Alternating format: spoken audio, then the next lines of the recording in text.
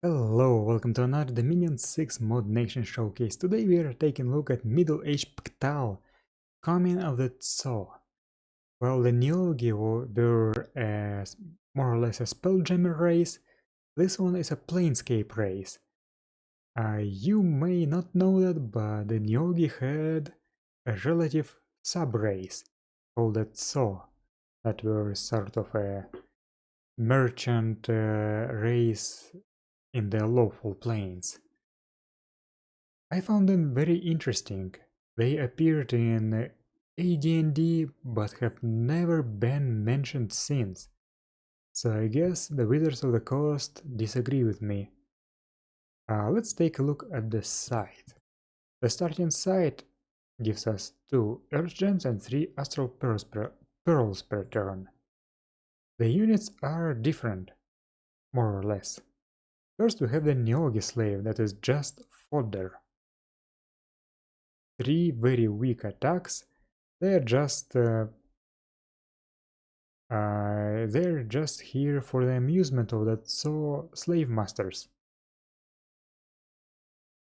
We also have the slave militia without any change from the early age. Slave warrior also without any changes. Slave archer also without any changes. But the remaining slaves have been replaced. Since this is a Planescape race, the remaining 4 are the plain-touched slaves. First we have the Aasimar slave, who has shock resistance, cold resistance, patrol bonus, dark vision, slave. He has a short sword, full chainmail, half helmet and a kite shield, so they're pretty well armored for the Middle Age. The Zenithri slave has shock and fire resistance. They have spears, chainmail and iron cap, war's armor. The Tiefling slaves have shock, fire and cold resistance and they are stealthy. But their armor is even worse. However, they dual wield short swords and daggers. Finally, the Count slaves. They have cold resistance, berserker, siege bonus. Only leather armor, but they have great swords that deal a lot of damage. We also have some extras. First, the Communal Guard, that is limited to only 1 per turn. This is a Tso guard with a glaive and a poisonous bite, a bronze cap and buckler. They are sacred, they have dark vision, bodyguard 2, ambidextrous 2, and they have communion slave. This nation is a communion nation, everything is based around communions. And they cost a lot, 50. And we also have the Umber Hulks from the early age. They have not been changed in any way. They still cost a lot, they have size 6, 40 hit points, lots of protection, siege bonus, magic being, 4 attacks including the confusing gaze that causes fatigue damage and maddening rage in an area of effect. The commanders. First we have the Dwarf Neogi, who hasn't changed. Stealthy Spy with Mind Blast. The Tso Taskmaster has a whip, poisonous bite and a claw, and Taskmaster 2. The Slither is an assassin with a poisonous bite, 2 claws, poison crossbow and mind blast. That's a lot of attacks. Kizit still is the same priest, but since this is a Neogi, this is a slave priest. So the upkeep is lower, but the slave tag is mostly a bonus. Kizid is a Holy 2 priest with a 50% chance to get Fire, Astral or Death random. Also is a slave. Then the hard to pronounce Aistetso, I'm not sure. Is an Astral 1 mage with a guaranteed Fire, Air, Water, Earth, Death random. And not much else. This is an aspiring warlock. The Aestheat, again, I'm not sure how to pronounce that. That's everything, every creature, the Slather, the Aestheat, they all are from Planescape. I did not come up with them. This one has Astral 2, two guaranteed Fire, Air, Water, Earth, Death randoms. So all of them can be communioned. The slow to recruit capital only mage is the old master, not the great old master from the early age. Earth 2, Astral 3, 1 guaranteed Fire, Air, Water, Death random, 1 guaranteed Elemental random, and 1 rare Elemental random. Sacred, Supply penalty, Dark Vision.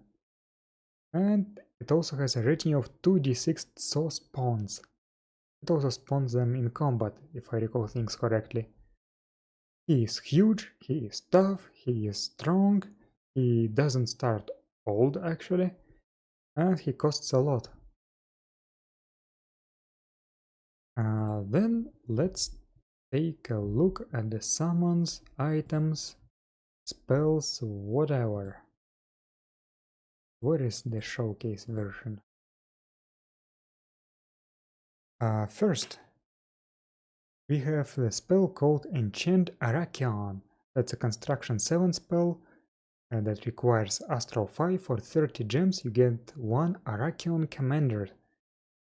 This is a flying ship that has 2 claw attacks, 4 amphibian, poison resistant, magic beam, inanimate, need not eat, flying, never heals, blind. It also has a item that cannot be removed.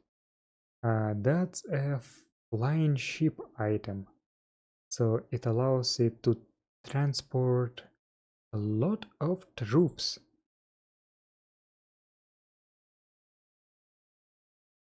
In Construction 3 you can cast Craft Arakeas. That's a Fire 1 Astral 2 spell. For 5 gems you can summon 4 plus Arakeas. They are the spider mines.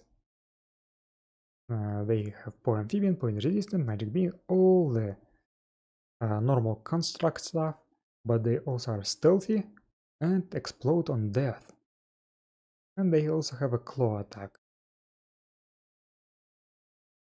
In Construction 4 you can cast Craft Aracantines. That's an Earth 1 Astral 2 spell. For 5 gems you summon 1 plus Aracantine. This is yet another construct, a stealthy construct by the way, that has a net attack and 2 claws. They're used to capture slaves. In Alteration 1 you can cast Psychic Imbuement. That's an Astral 3 spell. For 9 gems you summon 3 Psy Hulks. They are the same as they were in the early age, so they are Umber Hulks with a Mind Blast attack and higher magic resistance. In Alteration 2 you can cast Create Neogi Spitters. That's a Nature 2 spell. For 5 gems you summon 4 plus Neogi Spitters. They can spit poison, and now they are slaves.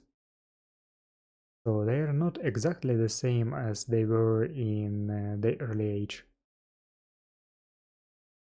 Also, you get a national item.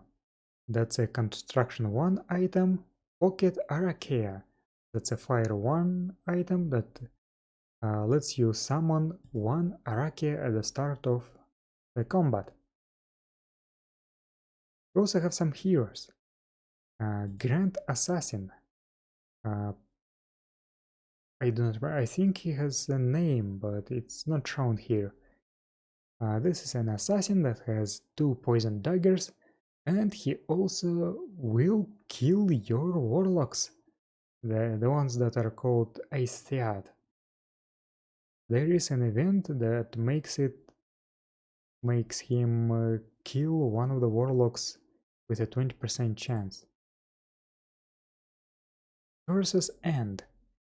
That's another hero, Astral 3, Holy 3, with Inspirational 2, and he starts old.